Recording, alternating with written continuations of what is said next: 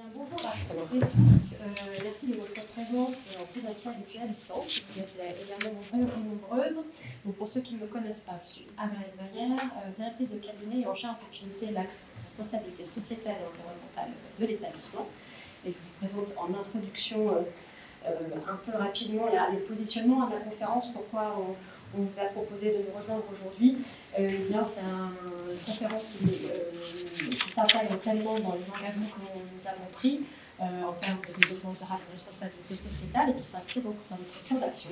Plan d'action qui a été voté en décembre 2022 par notre conseil d'administration et qu'on déploie depuis sur l'ensemble de nos sites.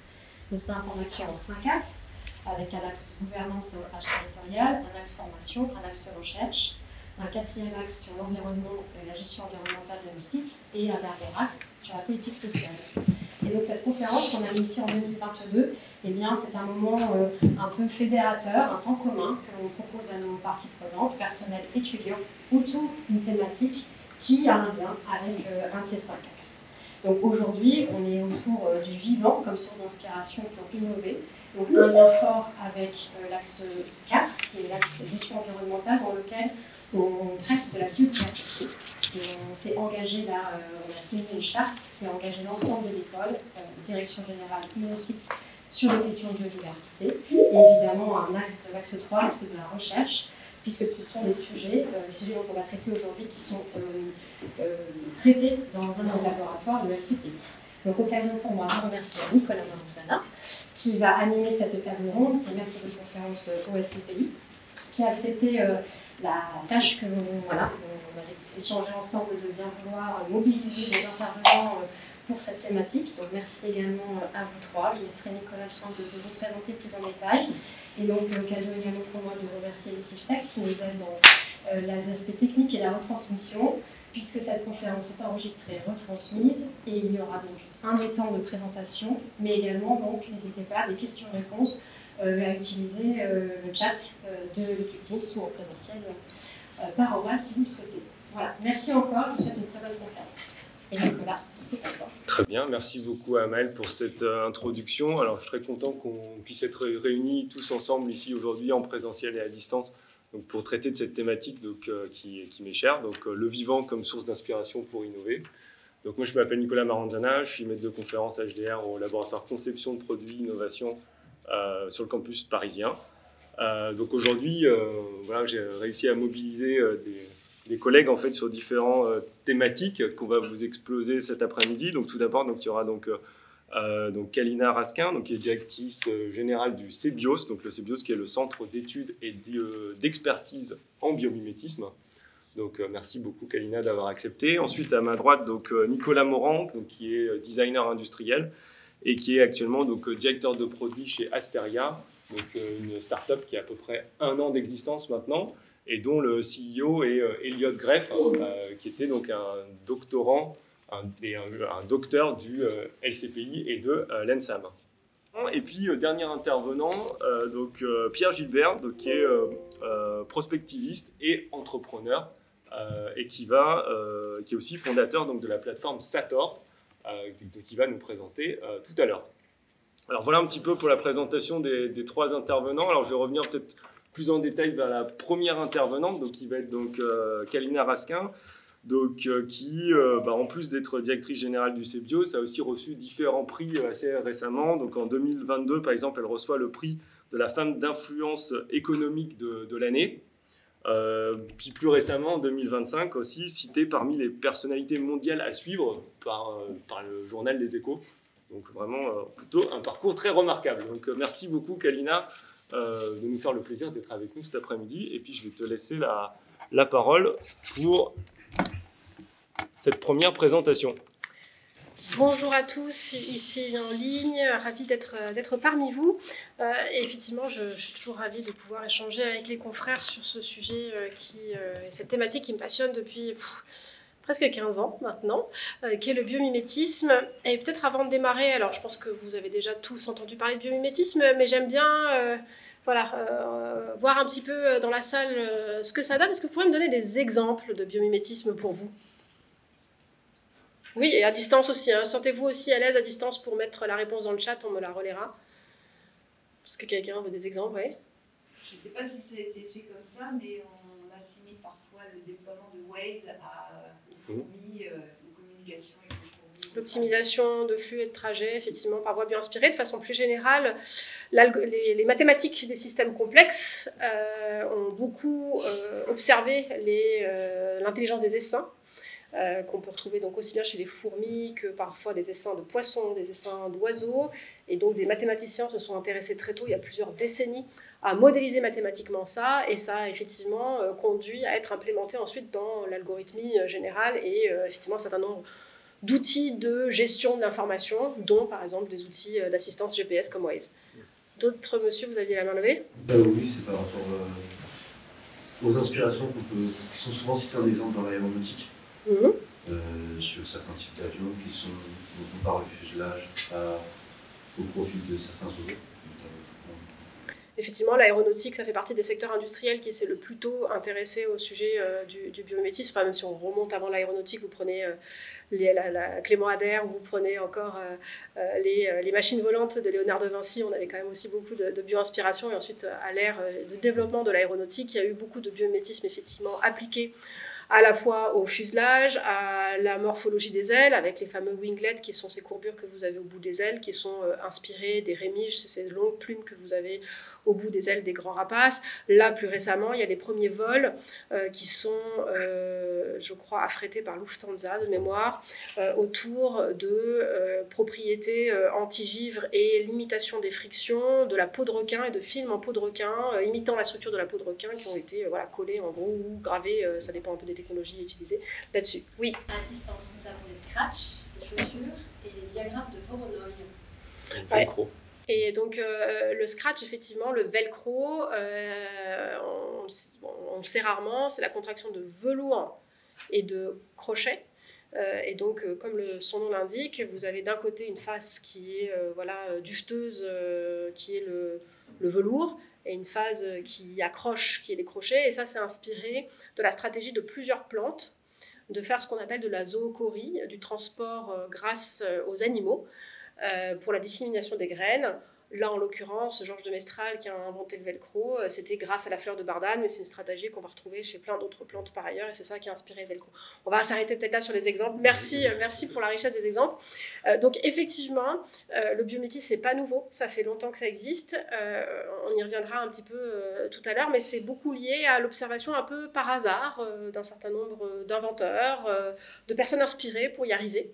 Et on y reviendra après sur comment on fait pour maintenant systématiser cette approche, parce que voilà, si on mise que sur le hasard, ça va prendre un certain temps. Peut-être dézoomer un petit peu. Il y a combien d'espèces qui nous entourent sur Terre? Ah là là. Fou là là. Combien on a de voisins sur notre petit vaisseau spatial perdu dans l'univers, hein? Non, j'adore poser cette question parce que c'est une question tellement fondamentale, mais à laquelle personne ne sait répondre. Donc j'aime beaucoup poser cette question.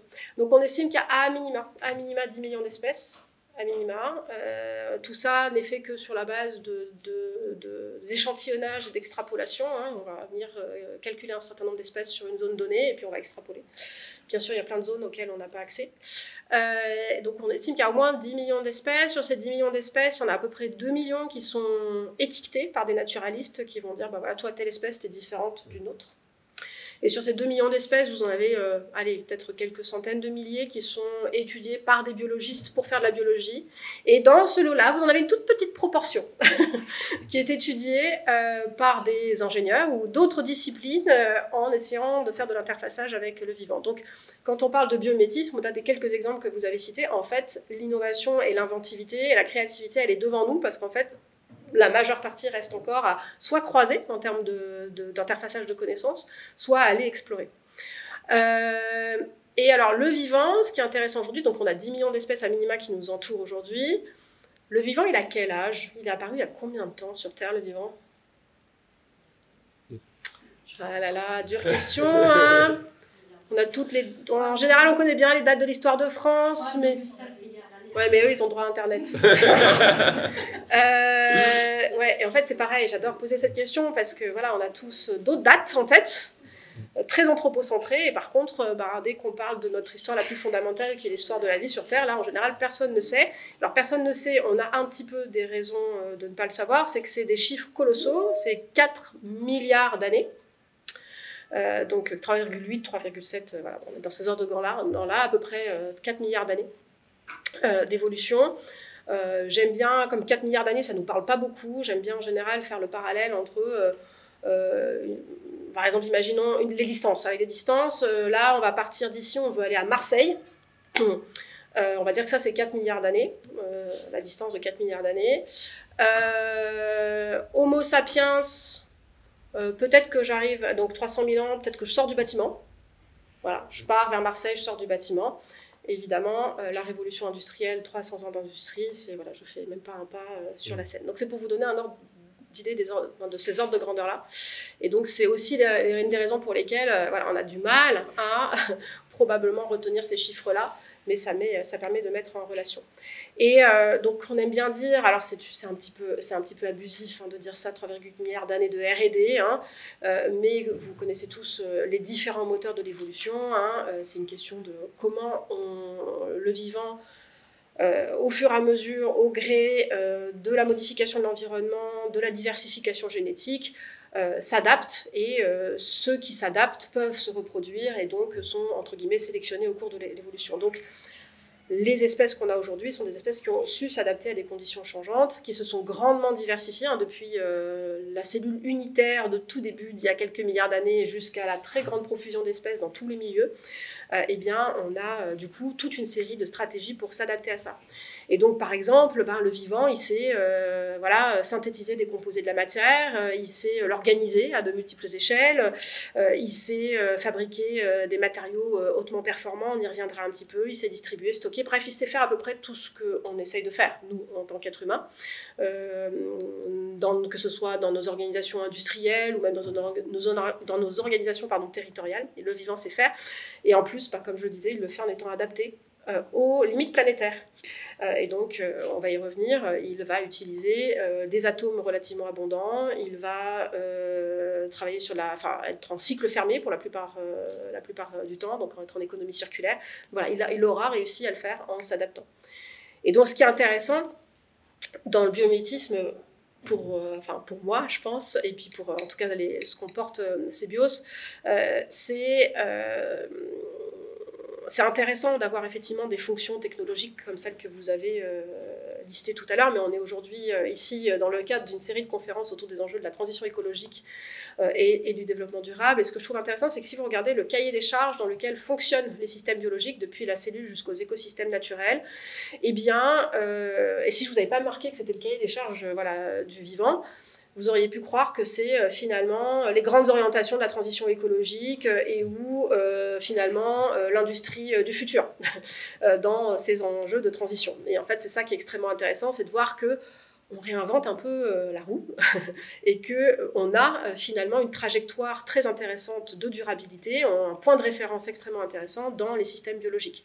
Je ne vais pas faire toutes les colonnes, vous les voyez, mais dans le domaine de l'énergie, le vivant, il mise sur, entre guillemets, les renouvelables. Donc, 99% de l'entrée de l'énergie dans toute la biomasse terrestre, c'est le solaire, qui ensuite est transformé par des organismes photosynthétiques en des molécules qui sont, eux, comestibles par des herbivores, puis eux consommés par des carnivores. Enfin, je ne vous fais pas toute la chaîne alimentaire, mais l'entrée première d'énergie, c'est d'abord le solaire. Dans le domaine des matériaux, j'y reviendrai,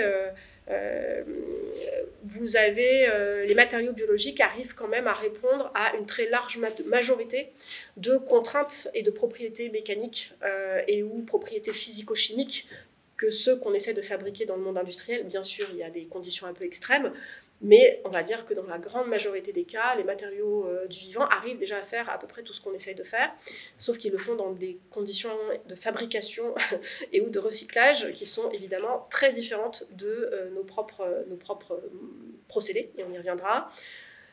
C'est très intéressant si vous regardez, allez lire je crois que c'est les 12 ou les 13 principes de la chimie verte qui avaient été énoncés par Anastasia et Werner dans les années 90 de mémoire, et ils lisent comme ça 12 grands principes pour la révolution de la chimie.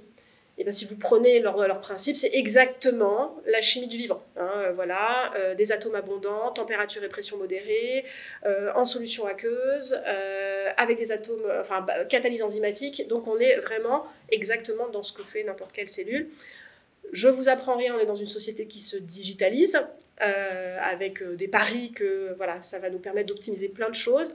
Le vivant, dans sa grande diversité, n'existerait pas aujourd'hui s'il n'y avait pas eu tout au cours de l'évolution une très grande sophistication dans la capacité de transmettre de l'information. Donc vous avez plein de supports de l'information différents, chimiques, physiques, plein de capteurs associés, et puis ensuite plein d'unités de traitement de signal dans chacun des organismes vivants. Donc on est tous bourrés de capteurs, de senseurs et de systèmes pour pouvoir gérer l'information. Donc c'est sans surprise qu'aujourd'hui, que ce soit les sciences cognitives, que ce soit l'intelligence artificielle, vous avez beaucoup d'intérêt sur la façon dont fonctionne le vivant pour essayer de l'imiter. Avec l'intérêt que, évidemment, les systèmes biologiques ils fonctionnent avec très peu d'énergie et des ressources essentiellement organiques, contrairement évidemment à tout le développement informatique qu'on a jusqu'à présent. Et puis je vous apprends rien non plus, on a un défi majeur qui est le défi de l'eau. On l'a vécu en France ces dernières années, aussi bien des sécheresses, des feux de forêt, qu'au contraire des surabondances d'eau, de l'inondation. L'eau est une molécule absolument indispensable à toute forme de vie sur Terre, et donc selon que vous êtes une espèce désertique, une espèce qui vit en zone tropicale, en zone salée, en zone ou polaire, et bien évidemment les stratégies développées au cours de l'évolution par ces différentes espèces vont varier, et chacune aura trouvé de la façon de s'adapter. Donc c'est extrêmement intéressant de pouvoir aussi regarder le vivant pour les questions de gestion de l'eau. Et donc c'est cette vision-là, en fait, nous, du biomimétisme qu'on essaie de porter transversale sur les questions de transition écologique. Un des domaines majeurs dans lesquels le biomimétisme s'est développé, c'est dans le domaine des matériaux, parce que très grande diversité, là je vous mets juste un échantillon de matériaux biologiques. Quand vous sortirez de cette conférence, essayez de regarder un petit peu le vivant qui vous entoure. Alors en ville, il y en a quand même pas mal, on a l'impression qu'il y en a pas, mais il y en a, et vous regarderez que les végétaux n'ont pas tous exactement les mêmes propriétés de réflexion, les écorces ne sont pas les mêmes, il y a plein de modifications structurales. Et ce qui est intéressant dans les matériaux biologiques, c'est qu'avec une très faible palette d'éléments et d'atomes, vous avez une très grande diversité de matériaux. Tous les matériaux que vous voyez ici à l'écran, qui ne sont qu'une sélection, sont en fait fabriqués à partir des mêmes atomes, globalement. Et ensuite, c'est l'architecture de la matière qui va générer des propriétés aussi diverses. Donc là, pour donner 2-3 exemples, là vous reconnaissez la toile d'araignée. La soie d'araignée, c'est un des matériaux les plus spectaculaires décrits dans la littérature, qui sont à la fois résistants et élastiques. On a avec des propriétés difficilement atteignables par les matériaux conventionnels fabriqués par l'homme. Vous avez 2 entreprises dans le monde, mais une seule qui vraiment maîtrise le procédé industriel et des coûts attractifs, c'est des Allemands qui arrivent à créer aujourd'hui de la soie d'araignée artificielle avec plein d'applications potentielles dans le domaine de la filtration de l'air, dans le domaine du biomédical pour faire de l'impression d'organes, dans le domaine du renfort de matériaux composites pour l'aéronautique. Donc voilà, donc ils ont réussi à faire ça. En haut, c'est un autre principe intéressant quand je vous disais les niveaux d'organisation. Tout en haut, là, ce qui ressemble à un mur de briques, c'est la coquille c'est une vue en coupe de la coquille de l'ormeau. La coquille de l'ormeau est composée principalement de carbonate de calcium, donc je vais simplifier du calcaire. Vous savez qu'une craie que vous cassez, entre les mains, elle se casse. Et en fait, c'est juste que là, chez l'ormeau, vous avez une matière qui va être extrêmement bien organisée. Et c'est l'organisation de la matière et pas sa composition chimique qui va générer une très grande résistance du matériau. C'est une des céramiques naturelles les plus résistantes qui ont pu être décrites. Tout en haut, au milieu, tout ce qui est en noir, donc c'est une coupe de matériaux. Tout ce qui est noir, c'est du vide, et c'est une coupe de bambou. Vous savez tous que le bambou est extrêmement résistant, et ça, pareil, c'est une caractéristique assez récurrente dans les matériaux biologiques. Vous allez avoir de la matière au cours de la croissance que là où elle est nécessaire, parce qu'en fait, toute matière est coûteuse à aller chercher, et potentiellement une zone de compétition pour la survie. Et donc, tout comme dans nos os, voilà, sinon on serait beaucoup trop lourd, on trouve un compromis et on met la matière que là où elle est nécessaire. Et donc c'est exactement ce qui se passe dans le bambou, vous avez un minimum de matière pour un maximum d'efficacité mécanique. Je ne vais pas tous vous les faire, vous avez des superbes propriétés qui sont imitées aujourd'hui sur les couleurs structurales. Là par exemple ce beau papillon morpho bleu, c'est pas une couleur, c'est pas du pigment, c'est-à-dire que si vous broyez le matériau, vous ne gardez pas la couleur. La couleur disparaît quand vous enlevez la structure, c'est de la coloration structurale et ça a plein d'intérêts et d'avantages pour un certain nombre de matériaux optiques qu'on peut développer. Bien sûr, ça va poser des enjeux de manufacture parce que nous, on fabrique ça comme des gros bourrins en général. Hein. La nature, elle fait ça de façon auto-organisée, à des très petites échelles et c'est cette sophistication dans l'architecture de la matière et non pas, une fois de plus, dans la nature des atomes qui fait qu'on a ces propriétés-là. Là, j'aime bien vous montrer ça. À votre avis, c'est quoi cette image ? Alors ceux qui sont en zoom peuvent grossir, donc ils vont voir. À votre avis, c'est quoi ? Alors, en général, on me dit c'est un plan de métro, c'est une puce électronique. Non, en fait, c'est un aperçu, c'est juste un petit morceau d'un poster que j'avais pris sur les voies métaboliques dans une cellule. En gros, la chimie dans une cellule. Voilà. Évidemment, on est loin d'avoir tout décrit. Donc ça, c'est ce qui se passe dans un micromètre cube. Voilà. Donc quand on dit il faut que les chimistes y retournent à l'école du vivant et que l'avenir de la chimie est dans la biologie, on comprend pourquoi, parce qu'on fabrique des molécules extrêmement complexes en solution aqueuse, puisqu'on est dans le sérum physiologique en gros, hein, milieu cellulaire, et on arrive à faire ça avec des temporalités qui peuvent être parfois extrêmement courtes ou plutôt longues. Donc voilà, se mettre à l'école du vivant. Je vous redonne aussi ça, ce que je vous disais tout à l'heure sur les atomes abondants. Si vous regardez, qu'est-ce qui constitue aussi aujourd'hui majoritairement le vivant ? Ce sont que quelques atomes, carbone, hydrogène, oxygène, azote, soufre. Bien sûr qu'il y a des minéraux importants pour les squelettes, les mailles dentaires, quelques autres, mais voilà, principalement carbone, oxygène, hydrogène, azote, soufre. Et si vous prenez la carte déformée de leur abondance relative de ces éléments à la surface du globe, ce qui est assez intéressant, c'est de voir la superposition entre l'abondance de ces éléments et finalement ceux qui sont constitutifs aujourd'hui du vivant. Donc l'évolution au fur et à mesure, quelque part, a fait que ceux qui étaient en capacité de faire des choses extrêmement sophistiquées, mais avec des atomes abondants, finalement, sont ceux qui sont plus pérennes et plus robustes dans le temps. Je vais bientôt boucler ma partie, mais on a beaucoup parlé de cette partie plutôt produit, en fait, échelle produit, composante produit, mais il faut voir que si maintenant vous prenez les enjeux de l'énergie, les enjeux de l'eau, les enjeux de management de l'information et que vous montez un petit peu en échelle, le biomimétisme peut très bien être appliqué à des échelles d'infrastructures, type bâtiment, architecture. Donc il y a un très grand nombre d'architectes qui d'ores et déjà pratiquent du biomimétisme et vous avez des bâtiments qui sont bio-inspirés en Europe, en France. Et on voit de plus en plus, et nous-mêmes on travaille à ces échelles-là, des territoires commencer à s'intéresser à comment est-ce qu'on pourrait repenser l'organisation d'écosystèmes territoriaux en reprenant des logiques des écosystèmes biologiques, ce qui en termes d'impact, je pense que je n'apprends rien à personne en disant que les territoires vont être vraiment l'échelle à laquelle vont se jouer beaucoup de choses dans les prochaines années, adaptation au changement climatique, résilience, circularisation des flux, on va avoir de gros enjeux à l'échelle des territoires, donc nous c'est une des échelles auxquelles il est très intéressant pour nous de travailler. Là par exemple on va lancer une thèse sur Mayotte et qu'est-ce que le biomimétisme peut apporter comme nouvelle contribution, notamment sur un territoire aussi compliqué, post-cyclonique que Mayotte, et donc je pense que ça fait partie des très gros enjeux.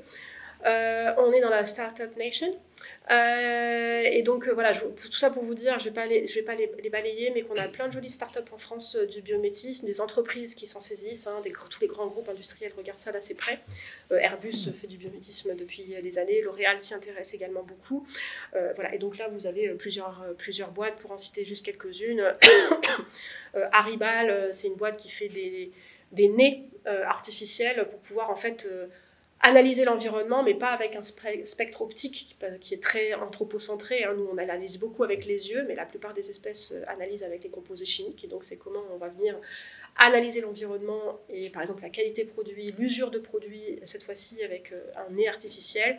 Xtree, c'est de la fabrication additive de bâtiments, avec des algorithmes pour optimiser la forme des bâtiments qui reprend un petit peu ces architectures de la matière du vivant.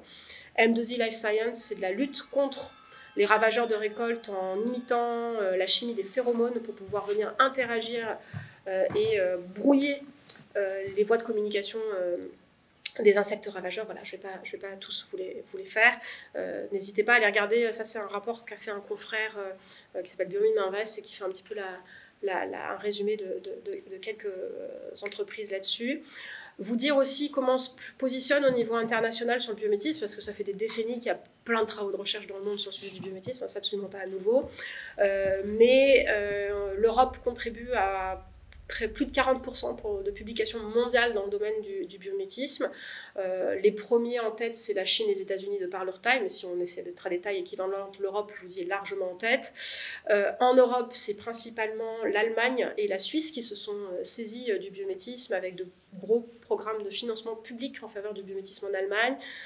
En Suisse, l'équivalent de la NR suisse a financé un centre de recherche autour des matériaux bioinspirés qui est un des plus gros financements jamais octroyés par la Suisse sur le sujet. En France, nous avons absolument toutes les compétences, nous avons des laboratoires de renommée internationale, mais malheureusement pas vraiment pour l'instant encore de fléchage de financement public. Pour ceux qui connaissent un petit peu, il y a eu à un moment donné une opportunité d'un PEPR, d'un programme équipement prioritaire de recherche sur le sujet pour des raisons qui nous sont encore un peu floues, alors que le consortium était brillant. Il n'a pas abouti, mais il y a vraiment de quoi faire. Et on espère que dans les prochains programmes d'investissement de la France, il y aura des sujets sur le biométisme pour rattraper un petit peu nos retards par rapport à nos voisins étrangers. Surtout qu'on dispose d'un patrimoine naturel absolument remarquable. Je vous rappelle qu'on est malgré la taille a priori petite de notre pays, on a 10% de la biodiversité mondiale, notamment grâce à nos littoraux. Et à nos pays outre-mer et nos territoires outre-mer qui sont des hotspots de biodiversité, donc 10% de la biodiversité mondiale, et qu'on a des institutions qui sont juste à côté, comme le Muséum d'histoire naturelle, qui sont parmi les plus prestigieuses au monde dans leur connaissances et réservoirs de catalogues de spécimens, puisqu'il y a près de 70 millions de spécimens au Muséum d'histoire naturelle. Et donc je conclue sur Cebios. Donc Cebios, on vient de fêter nos 10 ans. On est né d'une initiative publique, d'acteurs publics, dont le Muséum d'histoire naturelle et des collectivités. On a été vite rejoints par d'autres acteurs publics et des acteurs aussi du monde privé. On a un statut un peu particulier, on est des ovnis. On est une société coopérative d'intérêt collectif, ce qui est assez rare dans le domaine de la recherche et de l'innovation.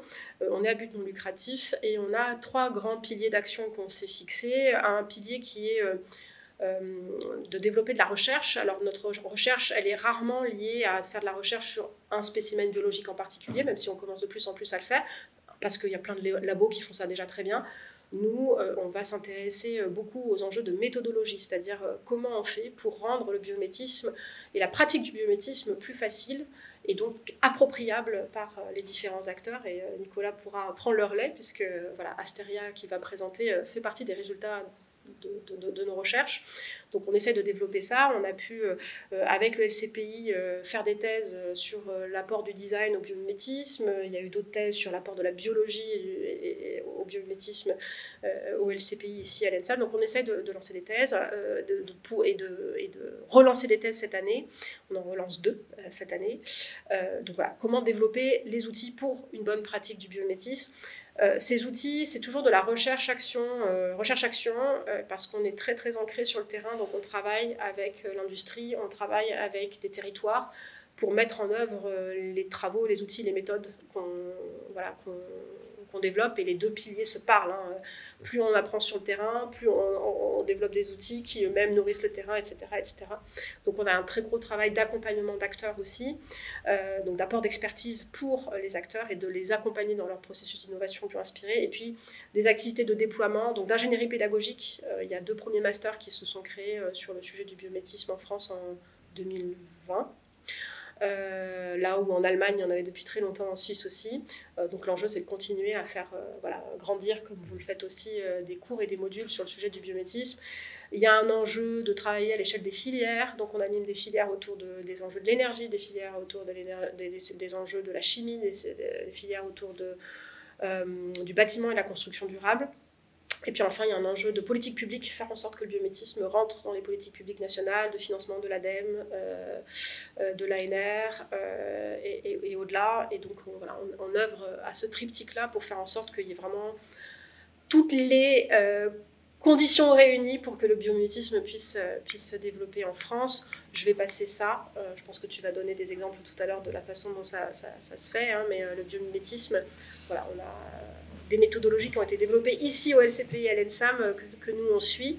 Voilà, un des enjeux majeurs aujourd'hui pour la pratique du biomimétisme. Donc là, on est parti chez L'Oréal de l'hygiène du futur. On en est arrivé à la fin à développer une brosse inspirée de la langue de chat. Et en fait, la grande difficulté pour l'entreprise, c'est d'arriver à aller fouiller la donnée biologique et trouver la donnée biologique pertinente par rapport à son problème fonctionnel à elle.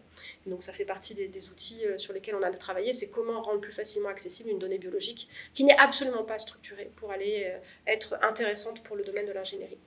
Et si vous êtes par hasard pendant les vacances de la Toussaint en région sud, je vous invite à venir à Biomime Expo, qui est l'événement national majeur du biométisme et qui cette année sera au Palais du Pharaon à Marseille le 28 octobre.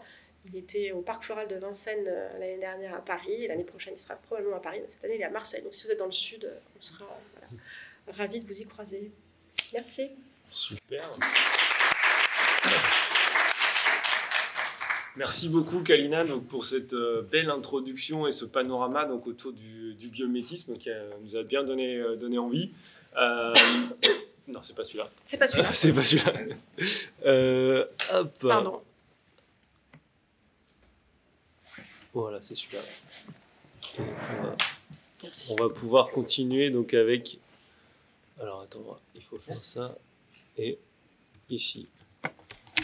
Voilà, on va pouvoir continuer donc avec Nicolas Morand, donc, qui représente aujourd'hui donc la start-up Asteria, qui est une start-up qui justement développe un outil autour du biomimétisme. Start-up qui est donc dirigée actuellement donc, par Elliot Greff, hein, donc, qui est docteur de l'ENSAM et qui a effectué sa thèse donc, avec nous ici au LCPI également. Donc Elliot aurait bien aimé être là, mais c'est vrai que hier et aujourd'hui, donc, il y a le salon Pro Durable que vous connaissez, vous avez peut-être déjà entendu parler, donc, qui a lieu au Palais des Congrès, voilà, dont certains étaient aussi ce matin ou hier encore sur ce salon. Donc, voilà, malheureusement, tout le monde ne pouvait pas être disponible, mais merci en tout cas d'avoir pu vous rendre disponible, vous, pour pouvoir participer donc, à ce séminaire des DRS de l'ENSAM. Donc, Nicolas, je vais te laisser la parole, je vais peut-être te tourner comme ça pour que tu puisses voir, donc, pour avoir un exemple un peu aussi concret sur comment est-ce qu'on met ça en œuvre pour pouvoir développer des nouveaux produits et comment votre outil va permettre d'aider les concepteurs. Oui, tout à fait. Merci beaucoup pour cette invitation.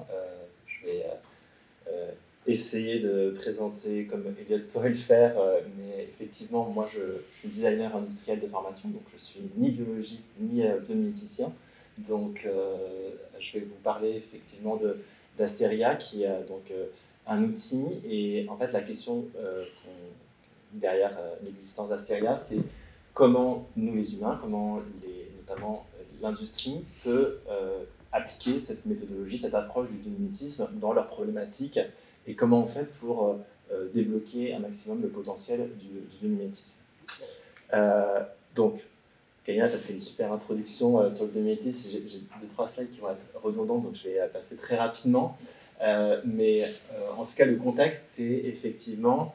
les entreprises, elles doivent concilier la notion d'efficacité, de performance et la notion de résilience. Donc c'est toute la partie développement durable qu'on voit qui est hyper complexe à mettre en œuvre, parce qu'en fait elle est sur plein de critères. On a parlé du traitement des eaux, on a parlé d'analyse de cycle de vie, enfin, il y a plein de sujets. Et en fait, ce dont on se rend compte, c'est effectivement, on a parlé ici, l'évolution avec les 4 milliards d'années d'évolution au niveau de l'espèce, c'est considéré aussi comme un laboratoire d'R&D. Et la bonne nouvelle, c'est que les êtres humains, on n'est pas les premiers à faire face à ces problématiques d'allier la performance et la résilience. Les autres êtres vivants l'ont fait bien avant nous. Et en fait, on peut comparer un petit peu la performance des entreprises avec le besoin tout simplement de prospérer pour les êtres vivants, et donc forcément de mettre en place un certain nombre de fonctions, se déplacer, nettoyer de l'eau, un certain nombre de choses pour pouvoir mettre en place les conditions pour leur survie. Donc voilà, le biomimétisme, c'est une approche de résolution de problèmes, et l'idée c'est de transformer des stratégies qui sont inspirées du vivant dans des technologies, des innovations qui sont durables. On a déjà fait un petit peu la comparaison, donc bravo à tout le monde, vous avez trouvé effectivement. Ils sont tous ça. Vous êtes tellement classique. En fait, il n'y a que 3 exemples de biométrie. Voilà. Et du coup, on en arrive un petit peu à comment on fait derrière en tant qu'industriel pour pouvoir mettre en place cette pratique-là. Et ce dont on s'est rendu compte, c'est qu'il y avait 3 leviers principaux. Le premier, c'est l'accès à la donnée biologique, puisque quand on n'est pas soi-même scientifique, ça veut dire aller lire des articles scientifiques, ça peut être extrêmement compliqué. Du coup, nous, ce qu'on a fait côté Asteria, c'est qu'on a créé la plus grande librairie, la plus grande base de données qui référence les stratégies biologiques.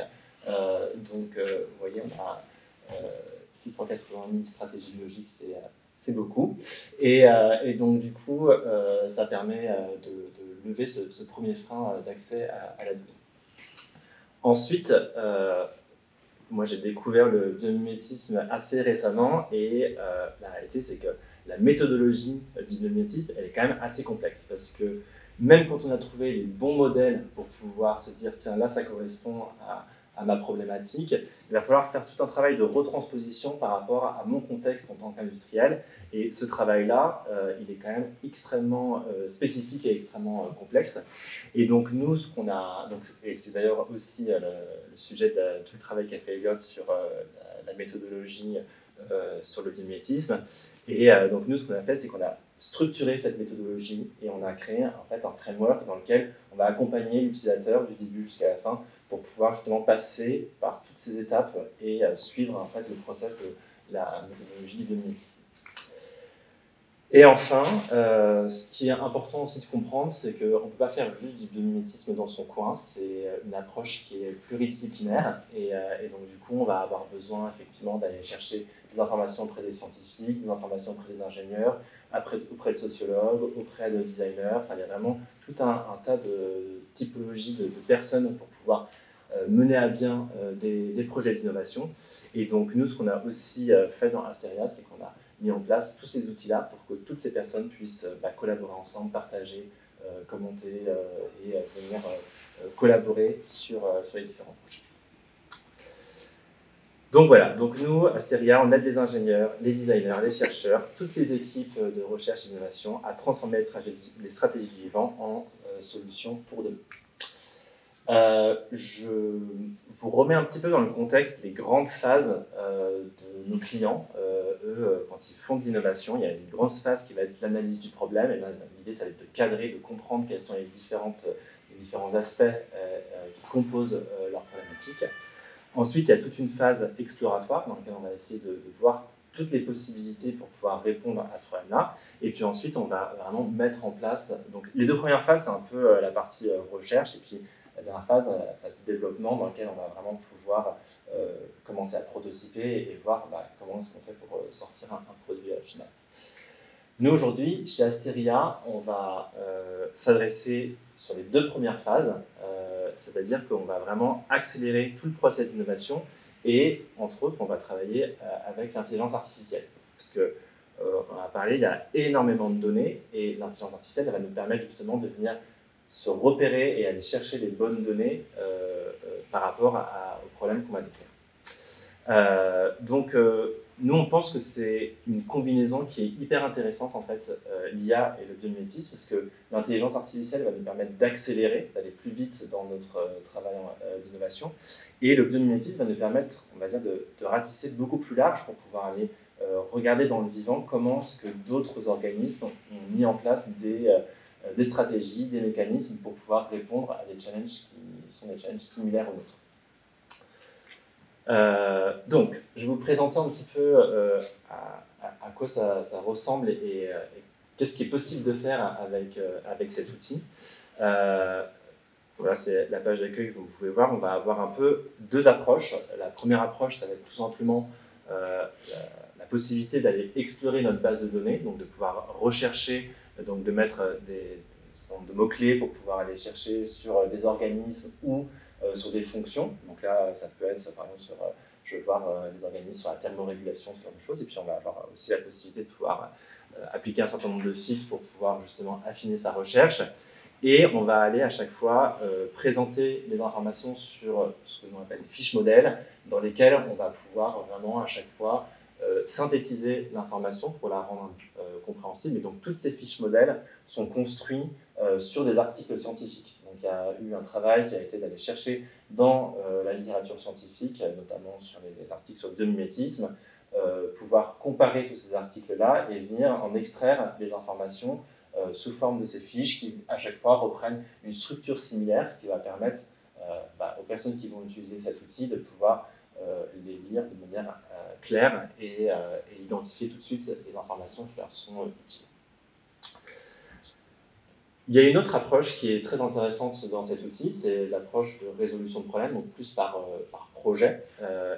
Donc là, en fait, on va décomposer en 3 grandes étapes.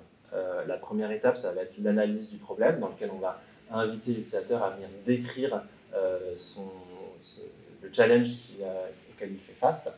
Donc là, l'idée, en fait, c'est qu'on va décomposer ces étapes-là et être accompagné par un assistant qui est un assistant IA, donc qui est vraiment spécialisé sur chacune des tâches. Et sur chacune de ces tâches-là, en fait, on va venir discuter de manière très naturelle avec l'outil, et au fur et à mesure, on va venir extraire les informations pour pouvoir identifier. Donc là, ce que vous voyez sur la capture d'écran, c'est la première phase où on va venir chercher à comprendre le problème, identifier dans quel système on va venir évoluer. Est-ce que ça va être, je ne sais pas, la composition d'une crème solaire? Est-ce que ça va être l'aérodynamisme d'un véhicule, ce genre de choses? Et puis, on va essayer de comprendre quels sont les objectifs et quelles sont les contraintes sur lesquelles il va falloir travailler et prendre en compte dans le projet. Une fois qu'on a défini cette partie-là, ce qui est intéressant, c'est qu'on va aller accompagner l'utilisateur sur l'analyse des causes racines de son problème, c'est-à-dire qu'on va vraiment essayer de l'inviter à décortiquer son problème et à venir comprendre où est-ce qu'il va être le plus intéressant pour lui d'aller travailler, sur quel point de sa problématique il peut venir jouer pour pouvoir aller chercher dans la phase d'après, dans le vivant, des modèles. Donc l'idée, c'est que l'utilisateur, très facilement, justement, grâce à cette interface avec conversationnelle, il va pouvoir continuer à expliquer son problème, et à la fin, il va se retrouver avec une représentation sur une carte, comme ça, une mind map, de sa problématique et des différentes causes et sous-causes qui composent sa problématique. Donc là, ce qui est intéressant, c'est quand on travaille avec nos clients là-dessus, on n'est même pas encore rentré dans la biologie, que déjà, il y a une énorme valeur pour eux de pouvoir se représenter comment ils peuvent décortiquer et comment ils peuvent résumer les problématiques autour de leur sujet. L'idée, c'est qu'on travaille sous forme de causes et de sous-causes, et qu'ensuite, quand on va pouvoir donner la possibilité sur chacune de ces sous-causes-là, d'aller les retransposer et de les transformer en challenge. Et c'est des challenges qu'on va biologiser, c'est-à-dire on va les formuler sur comment est-ce que des organismes dans le vivant peuvent... Donc ça va vraiment à chaque fois faire le pont entre une problématique de l'industrie et une problématique qu'on va pouvoir comparer dans le vivant. Et donc là, on va, à partir de cette problématique-là, avoir la capacité, nous, de générer un certain nombre de termes, de mots-clés, qui vont ensuite nous permettre d'aller chercher dans notre base de données. Et donc dans cette base de données, ce qui va nous permettre de trouver une liste de modèles qui va répondre à chacun de nos challenges qu'on a décrits jusqu'à présent. Donc là, comme vous pouvez voir, on a à chaque fois une liste de modèles d'un vivant. Donc ça fait référence à ce que je disais un peu plus tôt sur une des difficultés qui est de trouver les modèles biologiques pour savoir par rapport à mon problème comment je vais pouvoir, par quel bout et quel est l'organisme sur lequel je vais pouvoir m'inspirer. Et après, dans chacun de ces modèles-là, je vais pouvoir rentrer dans le détail et je vais pouvoir un petit peu essayer de comprendre en quoi il est intéressant pour ma problématique. Donc là, je vais pouvoir à chaque fois consulter les différents mécanismes qui sont présentés dans chacun de ces modèles. Je vais choisir ce qui m'intéresse, je vais faire une phase de sélection de ces modèles-là, et ensuite j'arrive dans la dernière phase de mon process, qui va être la phase de convergence dans laquelle je vais générer des idées. Donc là, on va générer des idées de concepts bio-inspirés en allant à partir des mécanismes qui ont été identifiés dans les modèles que j'ai sélectionnés. Et bien on va venir chercher à reconstituer un concept qui va répondre et qui va prendre en compte toutes les contraintes que j'ai décrites un peu plus tôt dans mon process.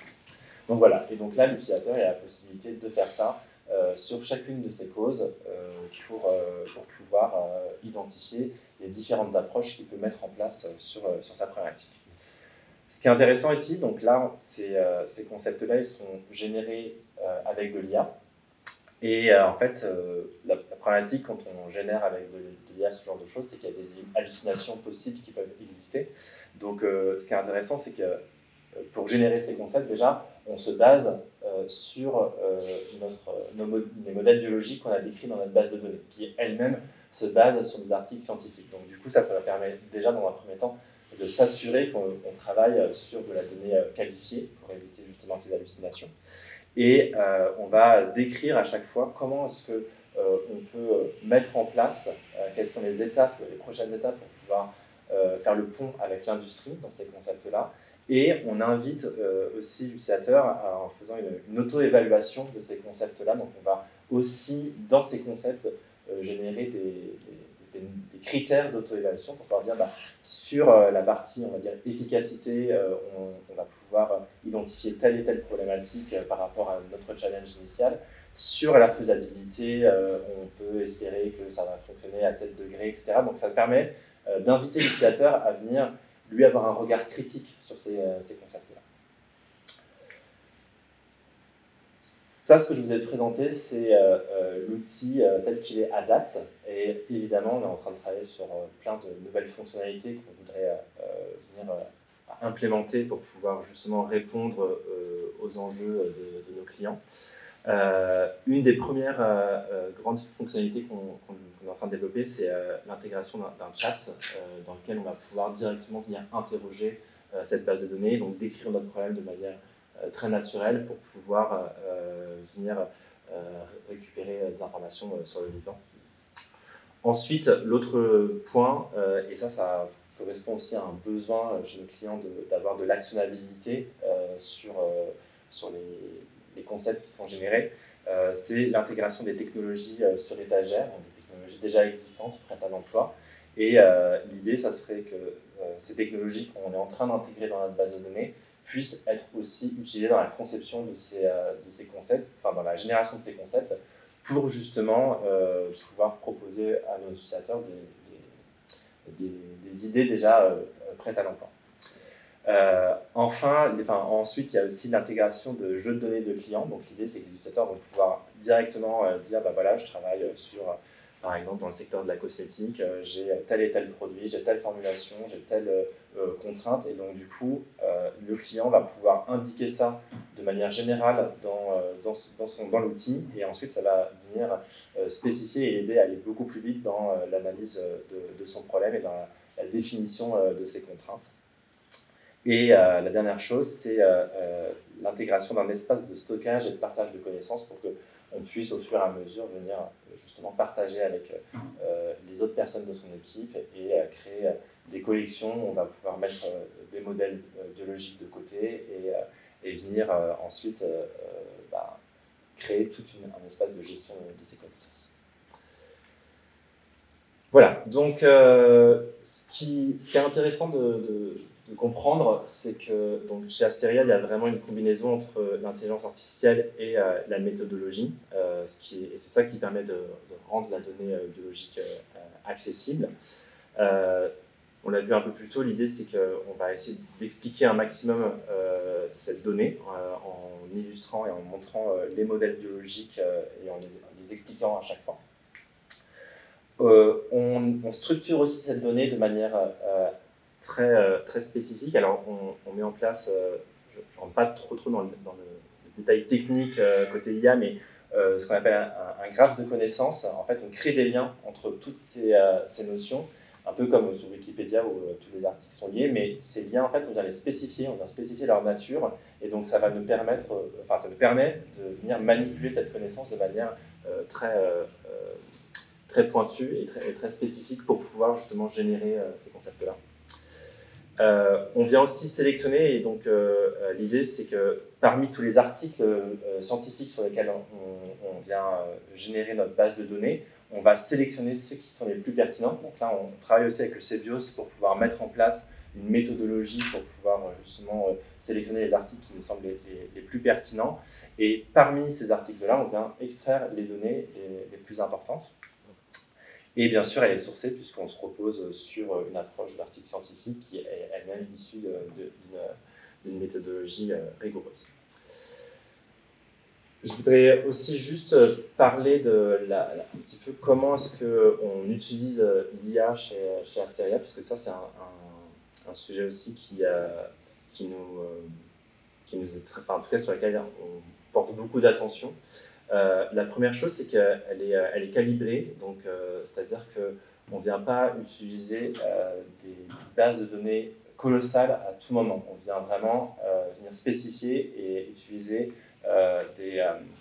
la bonne puissance au bon moment et venir décomposer sur différents agents pour que en fait, on utilise un maximum, justement, on soit le plus sobre possible dans l'utilisation de cette IA via les différents agents. Ensuite, on va essayer de prendre en compte le contexte de l'utilisateur un maximum et on va éviter de, à chaque fois, redonner l'ensemble des informations. Donc, on va spécifier, encore une fois, en prenant en compte uniquement le contexte de l'utilisateur, ce qui va aussi nous amener à être un peu plus sobre. Et on va aussi avoir une empreinte qui est optimisée en mettant nos serveurs dans des zones à émissions bas carbone, notamment en Europe, et nos serveurs sont principalement en Belgique. En parallèle de tout ça, nous, on est en train d'avoir des réflexions sur l'éthique autour de l'utilisation de l'IA, et donc on se fait accompagner par des personnes extérieures pour pouvoir nous aider à comprendre comment est-ce qu'on peut mettre des garde-fous notamment sur les concepts qui pourraient être générés avec cet outil. Voilà, donc pour conclure, aujourd'hui on travaille déjà avec des industriels dans plein de secteurs, voilà, la mobilité, l'énergie, la cosmétique, le recyclage, qui travaillent avec chacun, en fait, ont déjà des équipes qui utilisent l'outil dans leur process au quotidien, et donc on travaille main dans la main avec eux pour pouvoir améliorer l'outil. Voilà. Très bien. Merci beaucoup. Merci beaucoup Nicolas pour cette présentation. On rentre un peu plus dans le détail dans la méthodologie et dans l'outil qui va permettre d'aider donc les concepteurs. Alors justement, on n'avait pas dit pour les questions, donc pour les questions tant de la salle que les questions des gens qui sont à distance, on va vous demander de les garder ou en tout cas déjà de les noter dans le chat, et on reviendra donc à la fin des 3 présentations pour un peu ce format un peu table ronde pour que tout le monde puisse y répondre et participer donc à vous aider à répondre à ces questions, quoi. Voilà, alors ce que je vous propose, c'est qu'on switch tout de suite vers la 3e présentation. Donc hop, on va faire ça comme ça. Normalement c'est bon, donc on va laisser donc Pierre Gilbert continuer, donc qui est donc fondateur de la plateforme Sator. Donc il va vous en dire un petit peu plus évidemment, et puis actuellement il a aussi été il est auteur de l'ouvrage donc Les voies nouvelles de géobiomimimétisme, donc où il va pouvoir nous donner les nouvelles voies, non c'est pas ça, du géomimétisme. C'est ça, qui est chez Odile Jacob en 2025, donc très récemment en fait, qui est sorti très récemment quoi. Donc on te laisse la parole Pierre. Ouais, merci pour votre accueil. J'espère que vous n'êtes pas en pic digestif trop. Et ceux qui nous suivent en ligne aussi, vous savez qu'on est biologiquement conçu pour avoir un endormissement vers 14h. Enfin, en gros, après le moment de la digestion. En fait, on est biologiquement conçu pour faire une micro-sieste de 20 minutes sur le... Enfin, voilà, mais vous allez faire exception à votre biologie aujourd'hui pour... nous prêter vos oreilles, mais en tout cas, je pense que la qualité des interventions précédentes vous maintient très vif, je le sens. Donc moi j'ai 2 casquettes qui n'ont rien à voir. Je suis en effet entrepreneur, donc j'ai monté Sator, je vous en parlerai juste après, parce qu'il y a beaucoup de choses sur la bio-inspiration. Mais je suis aussi moi-même expert des liens entre biodiversité et climat, et notamment le papa de ce néologisme qui est donc géomimétisme, qui est en gros le biomimétisme au service de la planète, le climat. Et donc moi je m'intéresse à un biomimétisme du climat. En gros, comment est-ce qu'on peut s'inspirer du fonctionnement des puits naturels de carbone, donc les forêts, les zones humides, la biologie marine, etc. Comment est-ce qu'on peut s'inspirer de tout ça pour déjà les protéger et renforcer ces puits de carbone, qu'ils absorbent plus de CO2, mais peut-être aussi les étendre de manière intelligente, pas en reboisant en monoculture, par exemple. Ça c'est pas naturel. Donc ça fait une dizaine d'années que je me suis plongé dans cette question-là de quel pourrait être le potentiel des puits naturels de carbone si on leur redonnait de la force, parce qu'il se trouve que c'est un peu la jambe faible de nos amis climatologues, et notamment groupe 1 et 2 du GIEC, c'est-à-dire que au niveau du GIEC, on synthétise des centaines et des centaines de travaux de recherche, mais c'est beaucoup plus facile de modéliser les impacts climatiques de la sortie des énergies fossiles. En fait, si on arrête de brûler du pétrole, du charbon, du gaz, bon bah voilà, ça on peut le modéliser parce que les entrées sont pas forcément très complexes. Par contre, modéliser les interactions entre la biodiversité et le climat, c'est beaucoup plus complexe, et en fait on en apprend tous les jours. Par exemple, la dernière modélisation un peu sérieuse de combien la photosynthèse absorbe de CO2 sur les surfaces émergées chaque année, il n'y a que 2 ans qu'on a eu un chiffre un peu renouvelé qui nous explique qu'en fait, bon, en gros, je vais le reprendre, c'est plus simple, tous les 7 ans, l'intégralité du CO2 qu'il y a dans l'atmosphère passe par la photosynthèse. Une molécule de CO2 que vous émettez dans l'atmosphère a une durée de demi-vie d'à peu près 1 siècle. Donc, souvent, on vous dit, voilà, les émissions qu'on émet aujourd'hui, elles vont rester des centaines, voire des milliers d'années dans l'atmosphère, donc en fait, ça va ne faire que s'accumuler et on est foutu. La réalité est un peu tout autre, c'est-à-dire que voilà, on a un flux énorme de ce CO2 qui passe par la vie chaque année. Et donc, et ce flux-là, donc c'est à peu près une vingtaine, un peu moins d'une vingtaine de pourcents. Évidemment, donc ce CO2, il va être absorbé par les feuilles, les algues, etc. Enfin, bref, la photosynthèse, on va créer de matière organique à partir du glucose, le fruit de la photosynthèse, et puis ça va être raffiné en différentes matières organiques primaires. Et puis il y a une partie de cette matière organique qui va être redégradée par la digestion, par la respiration, etc. en CO2, donc qui va repartir dans l'atmosphère. Mais on a une partie de cette matière organique qui va se transformer en d'autres matières organiques beaucoup plus stables dans le temps, des formes stables du carbone, le bois, la cellulose, enfin des matériaux, la glomaline des champignons, la vase, tous ces matériaux ou ces sédiments qui vont emprisonner du carbone pendant des décennies, voire des siècles. Et donc, on peut penser comme ça intuitivement que si on augmente le flux de ce CO2 qui est capté par la biologie végétale chaque année, peut-être qu'in fine, on peut augmenter aussi ce CO2 qui va sortir du jeu climatique en forme stable du carbone. Moi, je me suis intéressé à ça parce que c'était un peu un trou dans la raquette. On a du mal à modéliser un scénario où on redonne de la force au puits naturel de carbone. Quelle quantité de carbone ça peut absorber dans les prochaines décennies? Et quelle part de nos scénarios climatiques ça peut relever? Et puis, ce qui m'a un peu mis la puce à l'oreille, moi, mon précédent métier, c'était prospectiviste en risque climatique, initialement pour le ministère des Armées, donc en expliquant au ministère des Armées un peu de quelle sauce le changement climatique va nous préparer en termes de risque d'émergence de conflits. Et forcément, dans nos interactions avec l'armée, mais aussi avec des gens qui sont dans l'industrie, dans les industries stratégiques, on sent venir le truc de... il y a de plus en plus d'acteurs, et notamment des pétro-gaziers, qui nous disent que la technologie salvatrice arrive, qu'on va être demain capable d'absorber du CO2 avec des gros aspirateurs à carbone. C'est ce qu'on appelle la géo-ingénierie du CO2. La géo-ingénierie, c'est les gens qui veulent modifier artificiellement le climat. Et donc on a cette géo-ingénierie du CO2, des gros aspirateurs à air ambiant, c'est ce qu'on appelle le direct air carbon capture. Et vous avez comme ça des gros pétroliers, notamment l'Occidental Petroleum, qui pousse à fond là-dessus, à coups de milliards de dollars. Et de plus en plus de décideurs politiques pendant les COP qui y croient, parce que forcément, c'est une technique de lobbying classique. En fait, les mêmes lobbyistes qui depuis 30 ans, ont fait monter le climato-scepticisme d'une manière complètement artificielle, ça a été documenté, BP, Shell, etc. ont payé des groupes de lobbyistes qui ont instrumentalisé des scientifiques pour dire qu'au début, on n'était pas trop... On était sûr qu'il y avait un changement climatique, mais finalement, on ne sait pas si c'est directement à cause de l'homme. Puis en fait, ça a tellement bien marché sur des décideurs politiques, notamment américains, qui étaient trop contents de pouvoir dire « on va rien foutre », qu'ils sont allés plus loin. Ils ont rajouté du scientifique à gage pour dire « mais en fait, il n'y a pas du tout de réchauffement climatique ». Bref, donc on a perdu 30 ans à cause de ça, alors que même dans les années 70, en fait, le degré de conscience écologique était beaucoup plus élevé qu'aujourd'hui. Des Carter qui fait un discours absolument hallucinant, qui veut mettre des panneaux solaires sur la Maison Blanche, les grandes marches pour la planète, enfin de la Terre, etc. Rapport du Club de Rome sur les limites planétaires, rapport Meadows, etc. C'est 72, bref.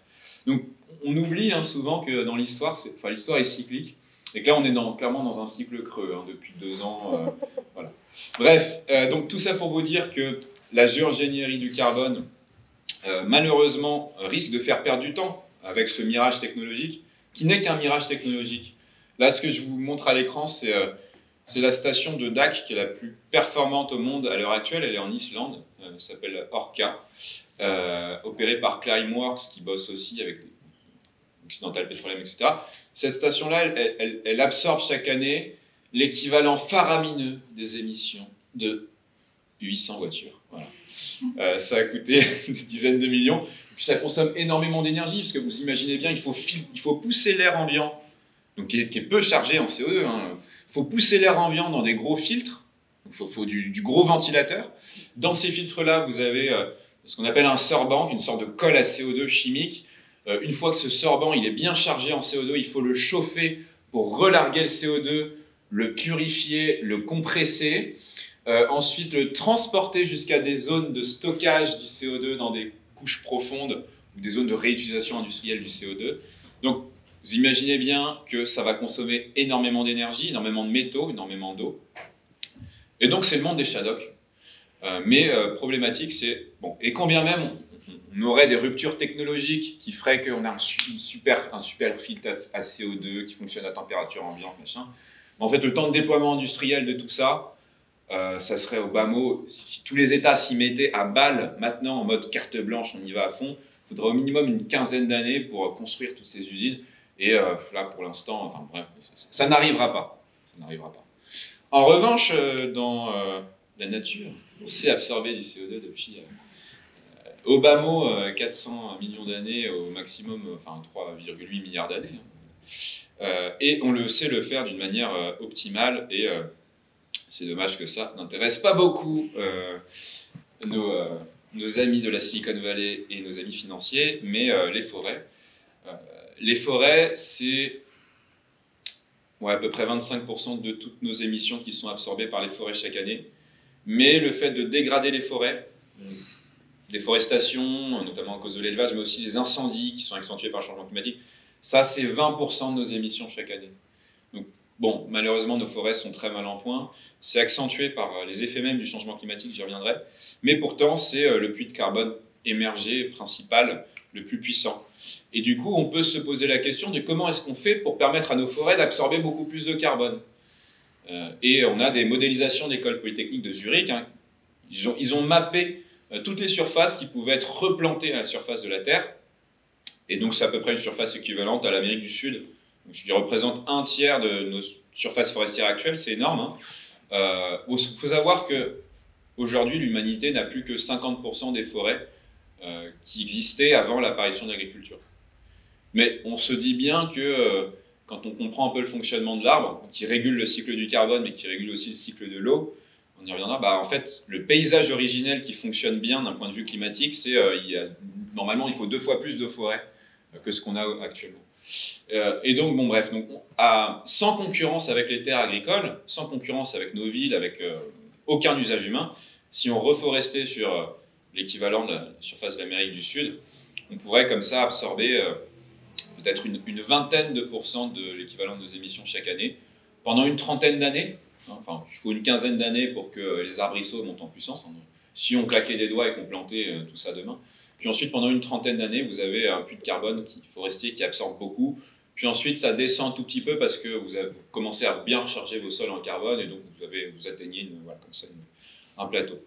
Mais une fois qu'on a dit ça, évidemment, la reforestation, ça ne se fait pas en plantant comme des bourrins, n'importe comment, une seule espèce d'arbre. Ça, c'est ce qu'on fait actuellement. 80% de la reforestation en France, c'est du monospécifique. Ça, pour moi, c'est une forme de géoingénierie. Ça n'existe pas dans la nature, du monospécifique. La moitié de notre surface forestière en France, c'est du monospécifique ou presque. On vous dit qu'on a la forêt la plus en bonne santé d'Europe, parce qu'elle couvre plus de 30% de notre superficie hexagonale. Ça n'est pas vrai. Voilà, la moitié de ces forêts-là, ce n'est pas des forêts. Bref. Et donc, il faut qu'on s'intéresse un peu à comment ça fonctionne une forêt en bonne santé.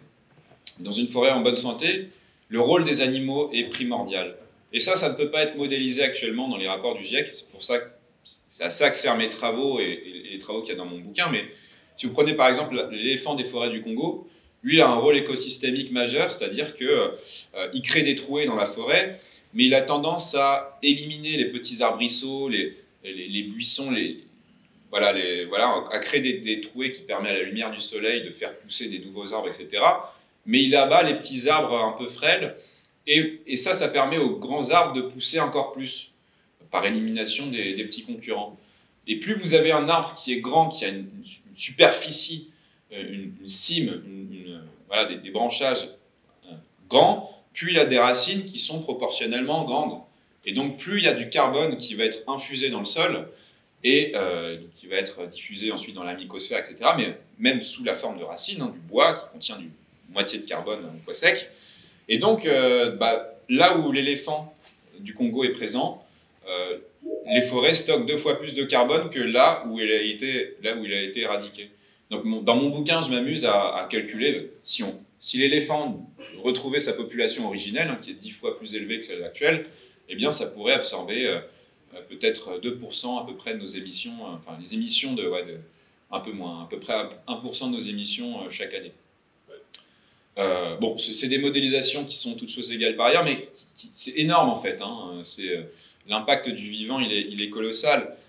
Dans nos forêts à nous, le rôle des herbivores comme les cerfs ou les sangliers, il est très important aussi parce que protège les forêts des méga-incendies en réduisant la biomasse inflammable, les broussailles, etc.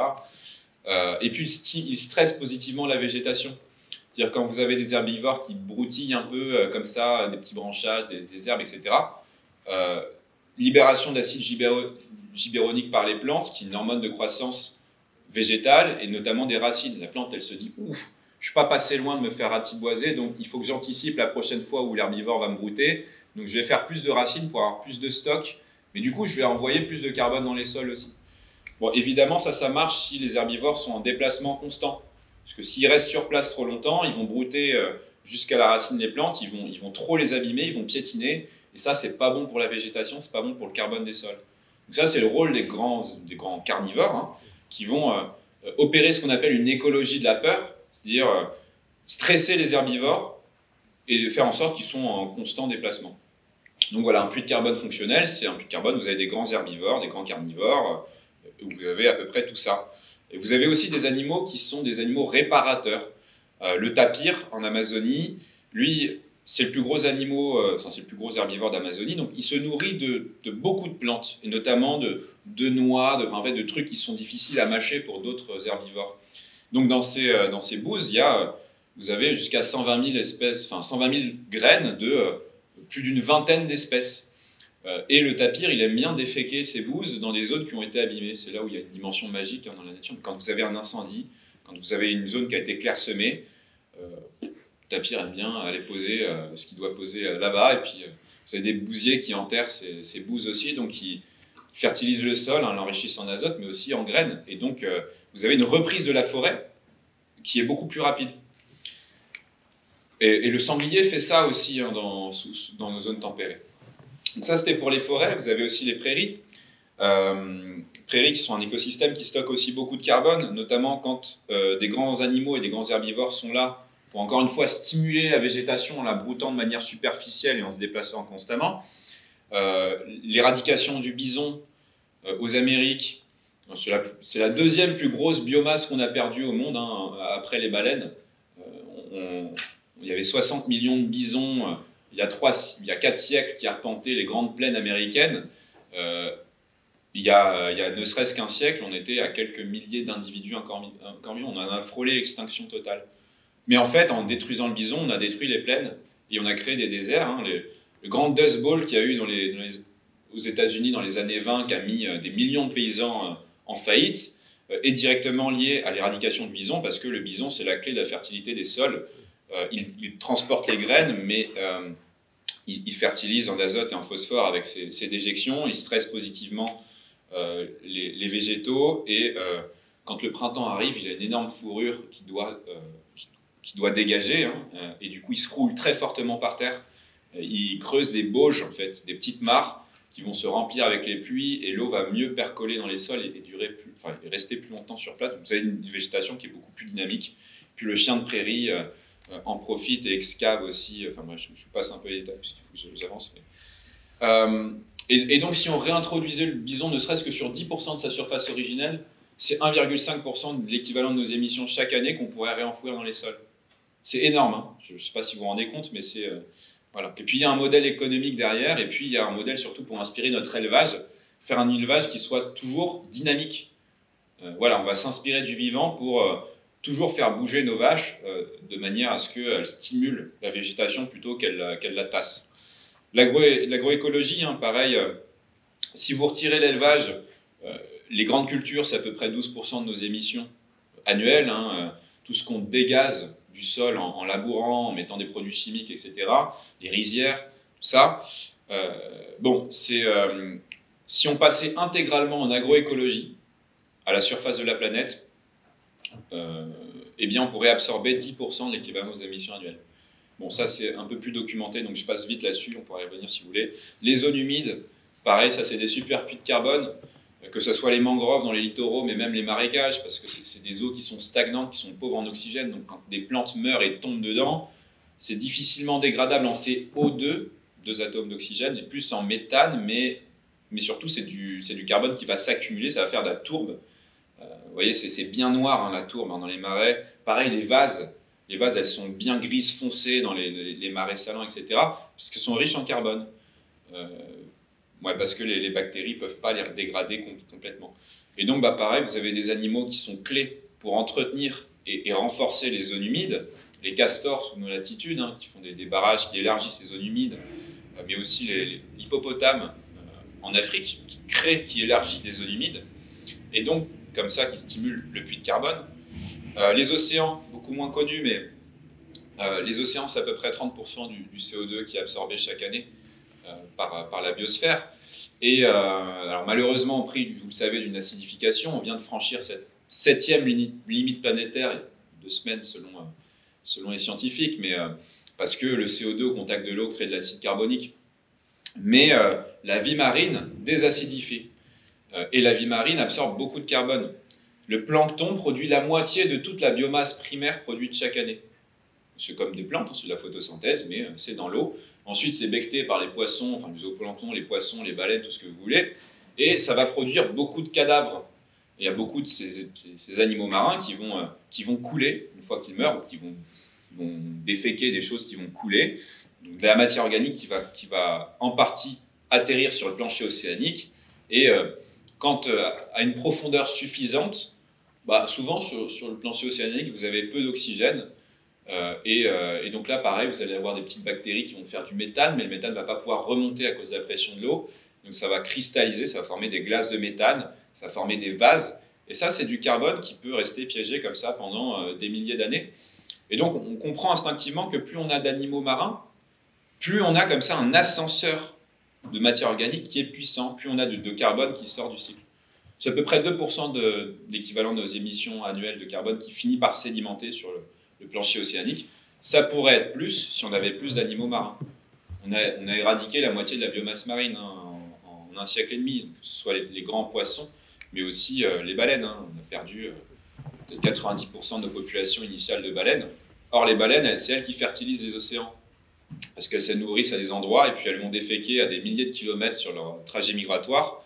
Un purin, on dit purin pour les baleines, mais qui est très riche en azote, en phosphore et en fer, bioassimilable, le fer qui est souvent un élément limitant dans les océans, parce qu'il est vite oxydé. Donc ça permet à chaque fois qu'une baleine défèque, mais à du plancton de refleurir, de recapter du carbone et de renourrir autour comme ça, telle une petite oasis de vie dans un désert, mais voilà.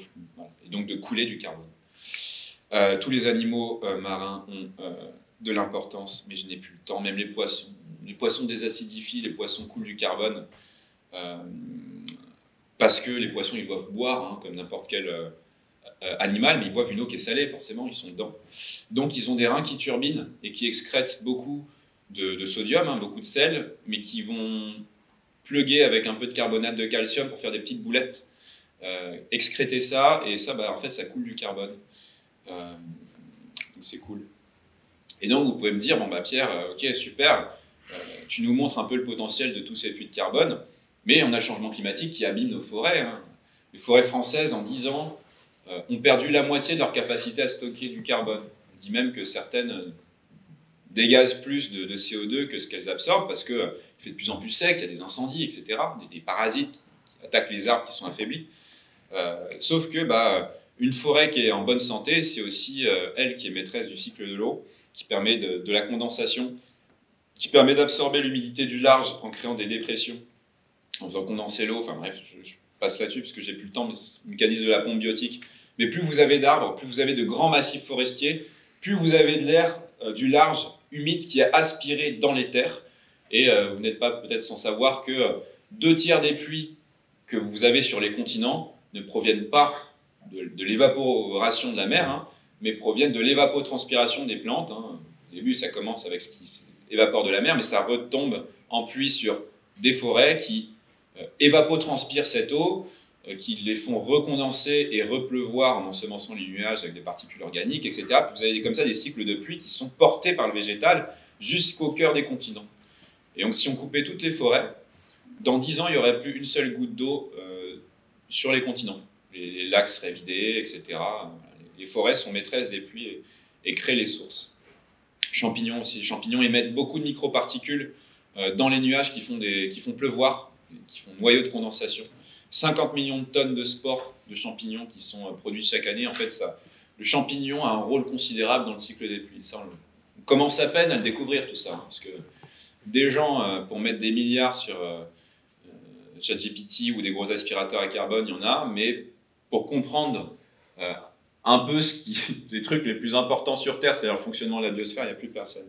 Bref, je vous spoil un peu mes calculs, mais donc à la fin de mon bouquin, je démontre que dans un scénario où on renforce tous les puits de carbone au maximum de ce qu'on peut, eh bien, ça vous donne cette courbe. Ça, c'est si on émet toujours autant de gaz à effet de serre en brûlant toujours autant de pétrole. Donc, ce n'est pas le scénario qu'on espère, mais c'est un scénario fantasmagorique, mais qui nous montre bien que, quand même, en fait, on pourrait absorber à terme l'équivalent de 70% de nos émissions annuelles en protégeant tous nos puits de carbone, c'est-à-dire en émettant plus de CO2 par le fait d'abîmer nos puits de carbone et nos sols, mais aussi en réabsorbant du carbone, en élargissant ces puits de carbone.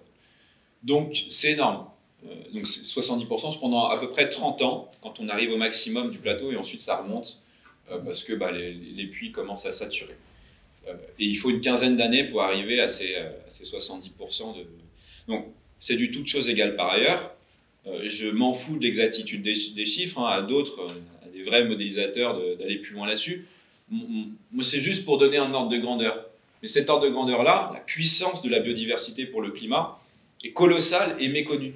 Je pense que vous ne saviez pas que la biodive pouvait être aussi puissante en termes d'absorption du carbone. Donc ça, c'est le scénario SSP1.2, enfin du GIEC, donc c'est le scénario plus 2 degrés à la fin du siècle. Et dans ce scénario-là, on attend la neutralité carbone un tout petit peu avant 2080. Donc ça, c'est si on sort des fossiles rapidement, etc. Donc il faudrait. Mais si on couple les deux scénarios, c'est-à-dire si on sort des fossiles et en plus qu'on fait du géomimétisme, eh bien, encore une fois, il faudrait changer de gouvernement. Mais en fait, on arrive, en théorie, on pourrait arriver à un zéro émission nette en 2043. C'est théorique, mais ça donne de l'espoir quand même. Et donc, bon, je vais passer là-dessus, parce que j'ai explosé mon temps, mais en gros, je voulais vous parler un petit peu des business models, surtout peut-être s'il y a des gens qui veulent monter des entreprises, peut-être par la suite parmi vous, mais il y a des business models qui permettent de faire ça, c'est-à-dire qui permettent de créer de la plus-value en absorbant du carbone et en créant plein de choses qui sont très utiles pour nous à partir de la matière organique. Tout est question de comment est-ce qu'on raffine la matière organique, quelque part. Il faut arrêter de cramer du pétrole, mais aujourd'hui, avec la chimie douce, avec des bioréacteurs, on sait transformer à peu près n'importe quelle matière organique en beaucoup des matières dont on a besoin. Et si on la structure en s'inspirant du vivant, grâce à tout ce que Kalina et Nicolas vous ont expliqué, on peut arriver à faire à peu près, à se passer de tout ce qui est pétro-sourcé, et même en partie de ce qui est métal sourcé. Bref, j'ai pas le temps. Bon, j'avais plein d'exemples là-dessus, on y reviendra peut-être. Bon, si vous voulez aller plus loin, j'ai mon bouquin qui est sorti il y a pas longtemps, juste avant l'été là-dessus. Donc, soigner le climat grâce au vivant, les voies nouvelles du géomimétisme. Et puis, Sator, nous, c'est une sorte de Netflix des transitions, mais beaucoup plus poussé. C'est-à-dire qu'on va chercher des experts qu'on estime visionnaires sur tous les sujets dont on a besoin pour concevoir le monde de demain. Et on fait avec eux des masterclass qui font entre 9 et 10 heures en épisode d'une demi-heure. Donc vous regardez ça comme une série Netflix. Il y a quelques sessions QCM qui parsèment les épisodes, mais vous en sortez, vous avez une vraie vision du truc, quoi. Et donc on a Anna Kéros qui nous a fait une masterclass de 9 heures sur le génie végétal, entrée bio-inspiration ++, Tarek Chekchak sur le génie animal, Guillaume Lopez sur le génie des champignons, peut-être que certains le suivent sur Insta, enfin voilà, bref, Ernst Zurcher sur le génie des arbres, Olivier Amand sur construire la robustesse en s'inspirant du vivant, des systèmes robustes en s'inspirant du vivant, vous en avez pour 10 heures, et tout ça pour la modique somme de 11,90 € par mois, accès à tout ça. Et puis quand vous êtes une école, vous pouvez offrir ça à vos étudiants pour 20 € la licence. Voilà, enfin un cours de 10 heures pour un étudiant, 20 €, quoi. Donc bon, on a beaucoup travaillé avec tous ces experts pour mettre à disposition ça, ce qui permet aux étudiants d'aller loin, en autonomie, avec... il y a une grosse post-prod, on y allait très fort sur les contenus pédagogiques, etc. Donc, il y a une richesse folle, elle est à votre portée pour pas trop cher, parce qu'on sait les conditions économiques dans la recherche et l'enseignement. On va surtout chercher l'argent du côté des entreprises, ce qui nous permet d'être super sympa vis-à-vis des écoles et du grand public. Voilà, donc n'hésitez pas, et j'en ai fini, je suis désolé. Très bien, merci beaucoup Pierre pour cet exposé passionnant. Et puis j'ai vu personne s'endormir, donc voilà, l'objectif a été rempli, pas de problème. Alors il nous reste quelques minutes pour éventuellement donc, des questions. Peut-être en ligne, parce qu'elle doit vous poser il y a un petit moment, c'était pour vous sur Asteria. Cette plateforme est-elle utilisée dans l'aide à l'organisation d'un process ou d'une entreprise? Alors, pas encore, parce qu'aujourd'hui nos clients c'est plutôt sur des problématiques qui vont être physico-chimiques principalement. Après on sait que c'est des axes possibles de pouvoir utiliser les stratégies du vivant sur ce type de problématiques et on est en train de réfléchir pour pouvoir justement voir comment est-ce qu'on peut les aborder. Merci. Il y avait une question sur quelles étaient les espèces d'arbres qui étaient plantées de manière monoculture. Merci beaucoup. Souvent, c'est des conifères, donc souvent du pin Douglas, l'épicéa. Enfin, historiquement, en France, c'est ça qu'on a beaucoup planté. Donc, c'est des essences à croissance rapide. On plante aussi beaucoup d'eucalyptus, ça c'est plutôt pourtour méditerranéen, Australie, etc. Les Portugais ont beaucoup planté d'eucalyptus aussi pour aller chercher des crédits carbone et de la compensation il y a une dizaine d'années, une quinzaine d'années. En fait, c'est les premières forêts qu'on cramait, parce que en fait, quand vous êtes une forêt monospécifique, les arbres, c'est tous les mêmes, donc les racines, c'est toutes les mêmes. Or, les racines de chaque essence sont différentes. Le chêne, il va avoir des racines pivots très profondes, là où le hêtre va avoir des racines plutôt horizontales qui vont s'étendre. Et quand vous avez des arbres qui s'entrelacent, c'est-à-dire que vous avez des racines différentes qui s'entrelacent et qui vont pouvoir aller chercher l'humidité sur une surface de sol beaucoup plus grande. Et tout ça va être connecté par les champignons. Donc, c'est des forêts qui crament moins. Des forêts qui sont beaucoup plus résilientes et qui résistent aux sécheresses. Voilà. Donc il faut replanter beaucoup de feuillus en fait. Pas que, mais c'est bien les feuillus. Et cette question à nouveau pour Asteria, alors peut-être la répéter parce que ma voix ne porte pas assez, donc je vais raccrocher. Est-il envisagé d'étoffer la base de données Asteria avec les principes physiques, chimiques et biologiques, ou même avec des solutions techniques existantes issues de l'activité humaine? Alors, totalement. Au-delà de la base de données, ce qu'on aimerait, c'est donner accès à de la connaissance en pouvant aller chercher sur Internet de manière beaucoup plus large sur ce type de connaissances-là, et de garder sur la partie vraiment biomimétisme des articles, enfin des modèles spécifiques issus de la littérature scientifique. Donc oui. Ouais. Une question. Moi j'ai une question, c'est plutôt sur vos deux projets, entre Cibios. Entre Cibios et Asteria. C'est la question, comment le biomimétisme voit vraiment le lien avec la propriété intellectuelle? Parce que on voit qu'on s'inspire beaucoup de recherches de tout le monde pour créer quelque chose de commun à la fin. Et comment on va laisser ces entreprises s'accaparer totalement le bénéfice de ça? Et donc c'est un peu ça, à quel point vous travaillez avec de l'open source, est-ce que c'est fait et quels sont les voies? Je peux commencer une première réponse. Alors, vous avez aujourd'hui des réglementations internationales qui essaient de protéger effectivement les connaissances issues, enfin surtout plutôt les patrimoines et les codes génétiques en fait d'un certain nombre de spécimens dans le monde. La difficulté sur le biomimétisme, c'est qu'en fait, quand vous déposez un brevet sur une idée créative, et en fait, à la rigueur, dans le brevet, vous n'avez même pas besoin de dire qu'elle est bio-inspirée. Voilà. Donc en fait, la traçabilité de l'idée, elle est quand même extrêmement difficile.